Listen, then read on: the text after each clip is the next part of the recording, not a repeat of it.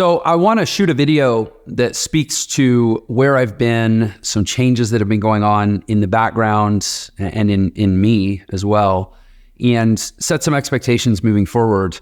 If you've been a follower or subscriber to my channel, you would not perhaps have noticed the lull in content creation because we've been using the archive to keep the posts coming.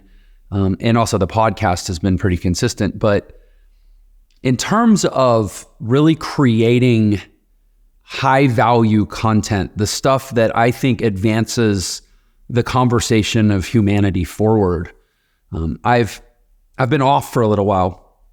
And I don't just mean I haven't been creating content for a little while, although that's been true. Let's say for the last really probably 6 months, there's been a lot less of that. But honestly, I mean, for the last 3, 4, even 5 years, there's been some offness to it. So I kind of want to clear a bunch of stuff out and set the stage for going forward with a very different style and tone, and really what I aspire to is a very different level of value. And there's a little bit of storytelling, I think, that's important for context. So about 6 years ago in 2018, that's when I started producing content. So the 90,000+ subscribers that I have now have all been accumulated in the last 6 years. 2018, I was literally like telling my kids to go tell their friends at school that I would give them $5 if they subscribed to my channel, because I was trying to get to, I think it was 1,000 subscribers, whatever the threshold was that allowed you to like monetize your channel and basically not feel like nobody was paying attention. So that's basically been the journey. And when I started, I was very inspired. I won't say I was very clear, but I will say I was very inspired. And I think that's true for a lot of us, right? We get inspired about a thing even before we totally understand the inspiration underneath the thing. And for me, the inspiration was, how can I take the lessons learned and the experiences, and also the quite a bit of, call it almost like academic research that I've done during and on top of those experiences, because I'm a very like analytical person that loves to learn. It's in my name, right? And my name is literally Lerner is the Yiddish word for scholar or teacher. So it was always, and I don't think just because your name means something that makes it true, but in my case, that was very apt, the shoe fit. And so I've always been doing a ton of learning and like developing frameworks and theories and ideas to try to explain my life experience to myself and also orient my experience toward what I believe my goals to be. And so I was going to take like this, when I started, I guess 6 years ago, I was 39 and I dropped out of high school at 16 to sort of go on this different journey for my life. And so it was about 23 years of kind of walking the road less traveled that I wanted to distill into lessons that I could share with the world, because at that point in my life, I found myself very blessed and very fortunate, where at 39, I had just sold a business. I was financially secure for life. I had a really amazing family, a really gratifying existence.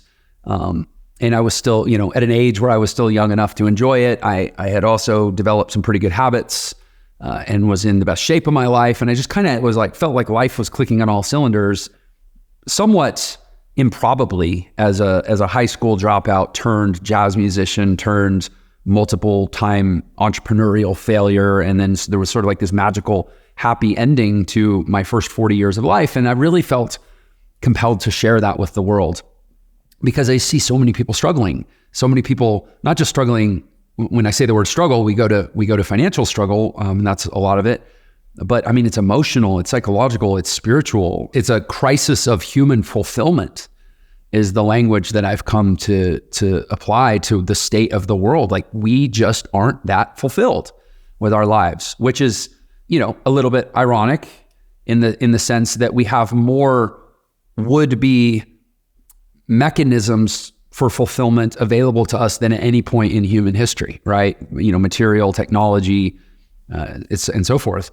And yet we're sort of existentially the emptiest, it seems, that I can certainly ever remember society feeling. And so I just really wanted to share the good news that these types of outcomes are possible. And these are the formulas that I've developed that I think helped me achieve them and that I've seen work for other people. And that was the impulse. That was the inspiration. Again, I didn't have the clarity. but it was just go. And so I slapped a logo on it called School of Awesome. Was like, I'm gonna invite the world to come to school and how to have a more awesome life. And it was so pure and it was so joyous. And it took about a year before it started to get so contaminated. So partway into the journey, and it took off at first, right? Like I was growing organically and getting a lot of subscribers, and I started to get a lot of people reaching out wanting more concrete information about how to apply these ideas in their life. And so I ended up connecting with some people from my old life as an internet marketer, where it's a world of like selling courses and affiliate programs, and there's all these mechanics of how to sell products online. And I'm like, okay, if I could put a course together that could start to create systematic ways of applying these ideas in the context of an individual person's life, then that would be a way to get more hands-on with actually helping people. Again, I think that was a noble initial impulse, and it went really well for a while. But what started to happen is, and I think this happens in such things, the market and also the inertia or the momentum of something starting to catch on and become successful in a material sense started to alter the trajectory of what I was doing. And, if you fast forwarded a couple years in to this process, I had essentially grown what is now a going concern called Entre Institute, which became this business that sort of embodied these principles in practice, but it had started to somewhat take on a life of its own in the market because the market tells you what it wants, right? What it wants from you. And so I had this holistic set of ideas, but not surprisingly, and especially on the internet where lowest common denominator thinking tends to reign, the thing that was the easiest to get traction with was anything around how to make money. Again, not a surprise. And because I had more inspiration than clarity, I wasn't really yet clear enough to know what the lane was that I wanted to stay within. And so I sort of allowed the market forces to pull the brand and the business and ultimately the messaging and even the messenger in that direction of, how do I make money online? And I'm not acting like a victim here. I mean, I was present for all the decisions that led in that direction. But what had started as this holistic set of principles and lessons on how to construct a really fulfilling life, about two years in, and partly this was because the pandemic happened, early 2020, and suddenly millions of people went home worried about their jobs and worried about their incomes, right? And so the algorithms were all wired around that, right? And so, a couple of years in, I had this business that was exploding that was basically selling courses and programs around how to make money on the internet or how to build a home-based online business. And the marketing materials started to reflect that. And even what had begun as organic content started to become thought of more as marketing content. And probably the first really, really egregious mistake was that someone in our marketing department created this ebook to get attached to my brand that was called The Millionaire Shortcut. By the way, there's still an ebook out there called The Millionaire Shortcut, but the one that's currently out there is one that I wrote that I actually really like and I'm very comfortable with. But this first iteration of that was not something that I was involved in writing. It was something that some, pretty, I would say, low quality copywriters got hired to slap together, and it kind of got slapped on my brand. And at this point I'm skipping over a lot of the ins and outs, but I mean, within 2 years of what I'm describing, Entre was a 150 person company, and I wasn't making all the decisions, and I wasn't, pulling all the levers, certainly within the marketing. And this ebook got slapped on it called The Millionaire Shortcut. That was very low quality, very, I think almost, I don't want to say it was misleading. I think that it was misrepresentative of what I was really trying to get across to the world, because it kind of dumbed it down, forgive the terminology, but it dumbed it down to this place where it was like, it was of a low enough level of quality that it conveyed the idea that you could have all these results in your life without having to develop into being a higher quality person. Maybe that's the easiest way to say that. I mean, it certainly misrepresented who I consider myself to be. And that was, I think, one example of multiple iterative compromises that got made in the way that whole thing got presented and marketed to the world. where Entre grew into this pretty massive company. You know, I think we've done over $200 million in revenue now, historically, but essentially selling this idea of building an online home-based business to make money and solve your money problems. And then what we typically experience, and this is for both me at a brand level and Entre at a business level, is that when people get sort of inside the city walls, so to speak, or they cross what we call the paywall, meaning they buy anything from us, they discover that on the inside, Entre is still, to a large degree, what Jeff started out as, which is this holistic methodology for transforming the entirety of a life and striving toward human fulfillment. And that obviously making money is a piece of that. Most people, as a practical matter, in order to achieve the most fulfilling version of their life, they have to do some renegotiating of their relationship with work and earning an income. And online business can be a really great catalyst in that piece. But that was never meant to be the whole point. And once you got on the inside of Entre, you sort of experienced this wonderland of like, oh, this is this diverse, holistic ecosystem that supports me in developing in all these different areas of my life. But the story that was being told out front in order to draw people in was so like, make money, shortcut to becoming a millionaire, fastest way to become a millionaire. Online business is the panacea that every person needs in their life that's going to solve everything. And so the message got really, really contaminated. And I was concerned about it, and without getting into too much of the sort of personal history of it, there was a pretty significant stretch of time when I actually wasn't the CEO of the business. I was the face of the business. I was kind of the poster child. But behind the scenes, other people were running the company, and I took a bunch of time off to go write a book. And in my mind, I thought, okay, this book is going to be how I write the message out in the world, right? That I know we've got these ads running that I don't really like the way they characterize me and what Entre is all about. But once this book is done, we'll lead with the book because I'm really proud of the book, and the book will sort of clear up the conversation. But it took me like a year and a half to write the book. Like it was a pretty substantive lift to create this book that I'm really proud of. But then when I came back into Entre, sort of like reemerged, like, hey guys, I published my book and I think, it's time to start leading Entre's message with this book. The marketing and really the company as a whole, I think had gotten so narrow-minded in the track of we are an online business education company that teaches people how to make business and leads with messaging around how to make money in so doing. There was actually no appetite or interest, even within this company that I had birthed, to even start leading with the book. And here I am almost 2 years later, and we still don't have a funnel that sells the book and presents the book to the world, right? And I think that's just a small indicator of what I'm talking about, which is that it was August 2022. I kind of came back with this book and was like, okay, it's time to go tell the world about this underlying concept that I had gotten more clear on, and I had come to label as what I call life design. And the book was sort of an initial step toward presenting that to the world. And it's kind of this basic philosophy that how you do one thing in your life is how you do everything in your life. And not just a financial pain point, but all the different pain points in our lives reflect, the values and the principles and the ways that we make decisions in our life that ultimately produce not just one pain point, but all the pain points.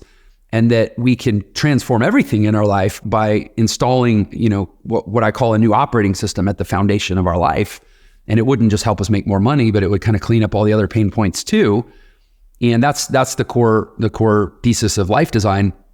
But there was just no appetite for that. That was problem number one, right? Is that the company had we had veered so hard in a direction where the messaging had gotten away from my ability to correct it or to clear it, clean it up, I felt. The other issue with that is, and this was my appeal to the pragmatic side of everybody involved, is like, team, we don't want to be building a brand around this unilateral idea of just how to make money on the internet. Like, that's a terrible category to be in. It's an icky category. That's like the scammy biz op guru category. Why the heck would we ever want to plant all our seeds in that field? We're not going to build any enterprise value. We're not going to build any real brand equity. I could already see the massive damage that it was doing to my personal brand. And you can see it, plain as day. If you're on my channel, look at my subscriber count and compare it to the view count on my videos. And you can see the damage that it does to be seen as a person in the world who represents the make money online category. It's just an ick category that people don't want to follow with. And it draws in an audience type who's there for the money and there for the quick hit. And then when, they meet a guy who's saying, hey, this is hard work. This is about whole life transformation. This is, we got to get down to the level of values and principles and really rethink how we make decisions in our life. And they're like, oh, this isn't what I wanted. I thought I was clicking on a system to just make a bunch of money really fast. And so then they never come back. And then the algorithm says, oh, people don't stick around for this guy, so his content must suck.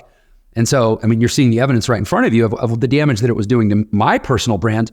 But the bigger appeal at the time was that this is going to end up destroying the company over time if we don't correct it. Because what happens in that category, first of all, you build a pretty bad reputation online, because eventually enough people that thought it was one thing and didn't get the result that they expected from thinking it was that one thing, enough people will start to complain, and eventually it'll create drag on the whole thing. You also will annoy people because people don't like that category. And the more they see people that are in that category, the more they say, do not show me these ads, or, block this video, or report this guy, or report it as a scam, or report it as spam, or whatever.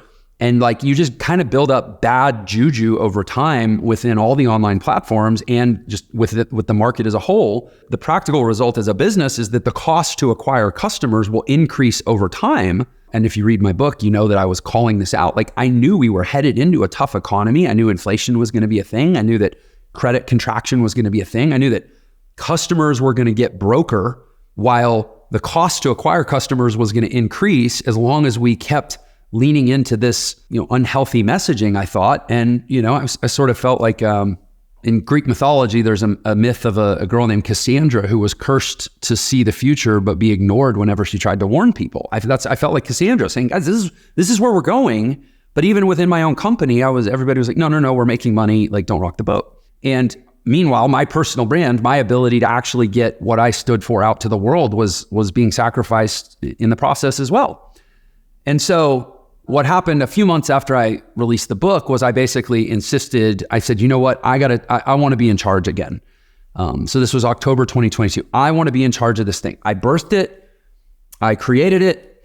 It's gone way off course, and I want to be in charge. And so over the last over a year and a half, it's been about 20 months, I have been slogging through the swamp of trying to turn Entre around in the way that it is understood in the market. And the metaphor that I've been talking about this entire time is that it's like trying to rebuild an airplane that's already in the air. In our case, we had about a 200 person head count. There's 200 people on the airplane. You can't blow it up. You can't even land it, because, for metaphorical purposes, their paychecks are attached to keeping the plane in the air. And so we're trying to swap out engines and swap out parts on a plane that we can't land. And that's been my life for the last 20 months. If you're watching this and you're an Entre student and you're like, oh my gosh, are they going to stop teaching us how to build online business? No, we're just going to put in its proper context that an online business is, for some people, a logical piece of a larger equation of overall life design, because part of life design involves how we generate income if we're still in the phase of our life where we need to generate income, right? But it's just putting everything in its proper place and not having the main thing be the wrong thing, so to speak. And so that's what I've been doing for the last 20 months. And as far as why the content dried up, it's because, frankly, the more I have had to fight this fight, I think the angrier and less fulfilled I've been getting about what the original message was, because I'm realizing the extent to which it rotted out at its core in the practice of how it was being delivered to the world through Entre. And it honestly sucked away a lot of my joy. It sapped my passion. It, in practical terms, has required 12 to 16 hours a day of brutally hard work. I haven't been able to land the plane, but I've certainly reduced altitude. We've laid off almost 80 people at the time I'm shooting this video, because it's like lightening the load, right? It's like throwing the ballast overboard. Or overboard, I think that's a ship metaphor. I mix my metaphors, but anyway, you get the point. And just fighting this fight to turn the thing that I birthed into the thing that I intended it to become as its, parent, that allowing other people to raise my child for a time turned it into something else, and getting pretty bitter in the process. And so, here I am now in this moment, first of all, kind of, you might even say coming clean, right? Like, I look at my own underlying beliefs and the message and the value and the service that I was trying to provide to the world, and the quality that I believe that to possess. Like, I believe that the fundamental concept of life design is incredibly valuable and incredibly profound and incredibly far-reaching in its ability to positively change humanity. Like, I know that this is big, important work. And I believe that, and I've had a lot of external evidence to support that from, really respectable, intelligent people that are also trying to better humanity. They're like, oh my gosh, this is gold. This can change the world. So I know that I have to keep going with the mission, but I juxtapose that with what the world actually thinks Entre is and who the world actually thinks Jeff is.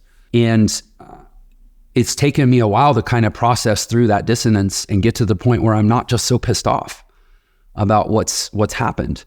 And also where the load is light enough that I have the ability and the freedom to start to speak more openly about all this. So I'll probably kind of leave it there in terms of what's been happening, but I'll just say this concept of life design is not some, half-cocked theory that some musician dude came up with. Like, this has been a dozen years of studying, various different disciplines in the world, ranging from, the entrepreneurial and the very practical to the philosophical to the psychological, I would say, at a core level in terms of solving for human fulfillment and helping people actually go out in the world and not just design the life and not even just bring the life of their design to life in their life, but especially becoming the person that can do those things, right? I've delved deep into psychology. And so as I go forward from here with content that evangelizes and unpacks the life design methodology that, I guess to sum it up, I believe can help any human, regardless of their circumstances, create a completely fulfilling life that is true to themselves and their purpose on this earth. And simultaneously, not just solve any one particular pain point that they might be looking at as like, well, maybe it's my marriage is in trouble, or maybe my bank account's in trouble, or maybe my health is in trouble, or I can't quit smoking, or I can't quit eating, or I can't quit cheating on my wife, or I can't quit my gambling addiction, or like, everybody's got their pain points, right? But I'm talking about a way to like systemically level up all of it. I mean, transformation from the inside out of from not just the inside, but the outside too of a life and what it looks like and how it feels to be in it. I've said sort of only half jokingly that when we dial this in, this is going to be one of the most important companies in the world because we're solving possibly the world's biggest problem, which is the lack of human fulfillment at scale.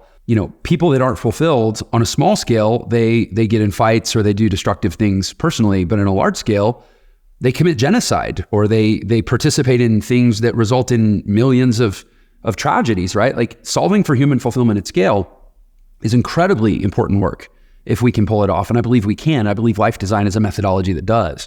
So as I go forward from here, that's what I'm really committing to, is that everything I produce on this channel is going to be expanding on this concept of life design and how the individual person, call it the average person, although I don't love that term because I don't think any of us really are. That's a lie we've been told, that we're all the average person, right? But that anybody can take these ideas and use it to design a life that may not look exactly like what they think, or you might think your dream life would look like based on the person you are now, but that ultimately orients toward the most important thing, I believe, which is a sense of fulfillment in the literal sense, to feel filled full. To align with the origin of the word fulfillment is the Old English word for our prophecy or our destiny, to align with our created purpose on this earth, and ultimately to stave off what I believe is the greatest tragedy that befalls humanity. And this is data backed. This isn't just an anecdote, that the number one